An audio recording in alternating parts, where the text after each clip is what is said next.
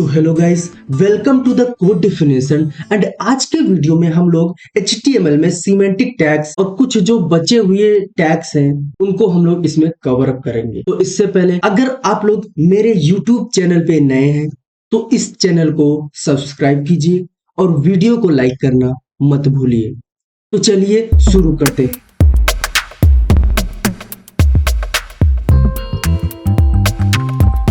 मैं चलता हूं अपने VS कोड पे और यहाँ पे एक नई फाइल बनाता हूँ सीमेंटिक टैग नाम से, और मैं यहाँ पे अपनी बॉयलरप्लेट डाल देता हूँ और मैं टाइटल में लिख देता हूँ सीमेंटिक टैग्स। मैं थोड़ा सा जूम कर देता हूँ जिससे आप लोगों को क्लियर दिखे। अब हम लोग बात करेंगे सीमेंटिक टैग्स। अब बेसिकली सीमेंटिक टैग होते क्या है, मैं क्रोम पे जाके सर्च करता हूँ सीमेंटिक टैग इन HTML और मैं यहाँ पे कोई इमेज ले रहा हूँ जिससे मैं आप लोगों को समझा पाऊँ कि सीमेंटिक टैग क्या होते हैं। आप लोग यहाँ पे देखो कि हमारे सामने कुछ टैग लिखे हुए हैं, header, no, section, aside, article and footer. ये सारे जो टैग हैं ये एक सीमेंटिक टैग के अंतर्गत आते हैं। अब हम लोगों को अगर कोई वेबसाइट बनानी हो, कोई वेब पेज डिजाइन करना होता है तो उसके लिए अलग अलग टैग निर्धारित किए गए हैं। जैसे हेडर के लिए एक हेडर टैग बना दिया गया, नो बार के लिए एक नो टैग बना दिया गया, सेक्शन में जो हम लोग आर्टिकल लिखते हैं आर्टिकल टैग के लिए, असाइड में जैसे हम लोग इमेजेस वगैरह लगाते हैं, और फुटर बनाने के लिए एक फुटर टैग दे दिया गया है HTML में। अब यहाँ पर जितने भी ये सारे टैग हैं इनका हम लोग मतलब समझते हैं कि क्यों ये यूज होते हैं। हम लोग ड्यू लगा के ये नहीं कर सकते, हम लोग ड्यू लगा के सब कर सकते हैं। लेकिन अब ये जो हेडर, नो बार, ये इतने सीमेंटिक टैग्स का यूज करके हम लोग जब वेब पेज डिजाइन करते हैं तो इसकी तो हमारी वेबसाइट की जो रैंकिंग होती है वो अच्छी होती है। यानी जो गूगल है वो SEO अच्छे से करता है हमारी वेबसाइट। कहने का मतलब है जो जितने भी टैग हैं इसकी जगह हम लोग ड्यू लगा के अगर जो सेक्शन है वो बनाए तो इसके लिए SEO में प्रॉब्लम आएगी। इसीलिए ये सारी चीजें हम लोगों को प्रोवाइड कराई गई कि जिससे हम लोग हेडर बनाए, नौबार बनाए।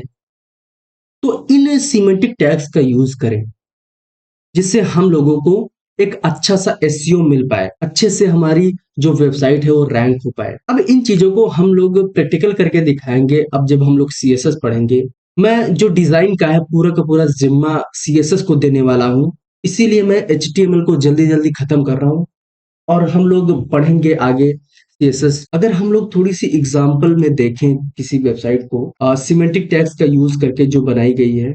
अब इस वेबसाइट में देखो, जैसे हमारे सामने 9 बार है ऐसा करके आया हुआ है, या फिर जो ये सेक्शन के अंदर, ये सब सेक्शन के अंदर आया हुआ है, आर्टिकल के अंदर आया हुआ है, और ये एक हमारा फुटर होता है। बस इन्हीं सब चीजों को बनाने के लिए हम लोग सिमेंटिक टैग्स का यूज करते हैं जिससे हम लोगों को एक अच्छा सा SEO मिल पाए। SEO का मतलब होता है सर्च इंजन ऑप्टिमाइजेशन, कि कैसे जो सर्च इंजन है वो हमारी वेबसाइट को रैंक करता है। और अब हम लोग चलते हैं कुछ ऐसे टैग के बारे में जानने जो हम लोगों ने इस ट्यूटोरियल में HTML के अभी तक नहीं देखा है।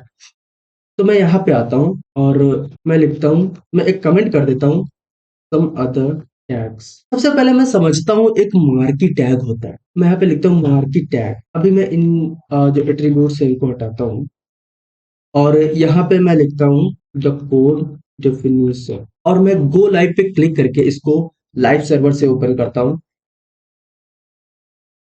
और यहाँ पे आप लोग देखो मार्की टैग क्या करता है, एक एनिमेशन देता है आपके टेक्स्ट या फिर इमेज को जो आप इसके कंटेंट में लिखें। आप लोग देख सकते हो कि यहाँ से ये राइट साइड से लेफ्ट साइड तक एक एनिमेशन हो रहा है इस टेक्स्ट पर। अब इसके अंदर कुछ एट्रीब्यूट्स होते हैं, जैसे मैं लिखता हूँ डायरेक्शन। अगर हम लोगों को डायरेक्शन चेंज करना है, ये लेफ्ट से राइट या राइट से लेफ्ट जा रहा है, अगर मैं इसका डायरेक्शन चेंज करूँ, जैसे मैं लिखता हूँ यहाँ पे डाउन, तो आप लोग यहाँ पे देखो ये अप से डाउन आ रहा है। और अगर मैं यहाँ पे लिखूँ अप, तो आप लोग देखो ये ऊपर की तरफ जा रहा है, मतलब डाउन से अप की तरफ। और यहाँ पे मैं लिखूं लेफ्ट, तो आप लोग देखो ये लेफ्ट की तरफ जा रहा है। और मैं यहाँ पे लिखता हूँ राइट, तो आप लोग देखो कि ये लेफ्ट से राइट की तरफ जा रहा है। हम लोगों ने मार्केट टैग का मतलब समझा, बेसिकली ये जो मार्केट टैग है, ये डिप्रिसिएट हो चुका है, HTML5 में ये यूज नहीं होता है। अब मैं बात करता हूँ डिटेल्स की। डिटेल्स क्या होता है? मैं यहाँ पे डिटेल्स लिखता हूँ और इसके अंदर मैं कोई पैराग्राफ दे देता हूँ। तो आप लोग यहाँ पे देखो, ये डिटेल्स लिख के आया और इसमें मैं क्लिक करता हूँ तो मेरा जो पैराग्राफ है वो पूरा का पूरा दिख रहा है।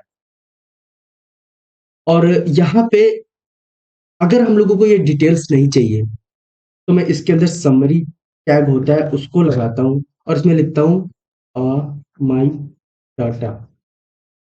ऐसा मैंने लिखा तो आप लोग देखो कि जो डिटेल्स था उसकी जगह पे मेरे लिख के आया माई डाटा। ठीक है, डिटेल्स टैग की बात करी मैंने और मैं अब बात करता हूँ आई फ्रेम की। आई फ्रेम टैग क्या करता है?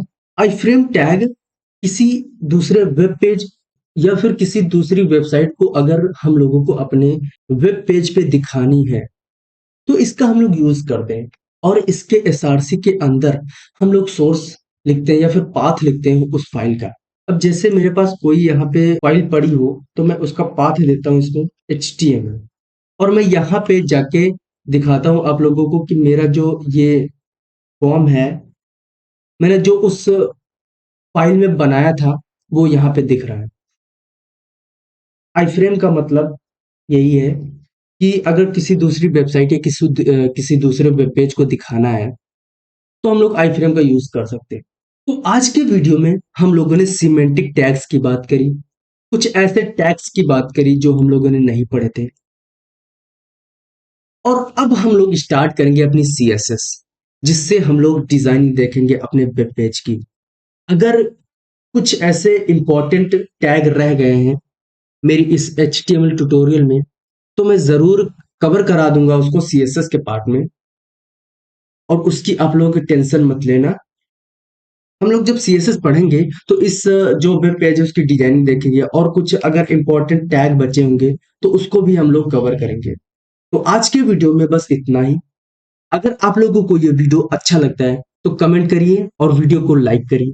तो मिलते हैं हम लोग किसी अगली वीडियो में, तब तक के लिए bye bye and thanks for watching this video.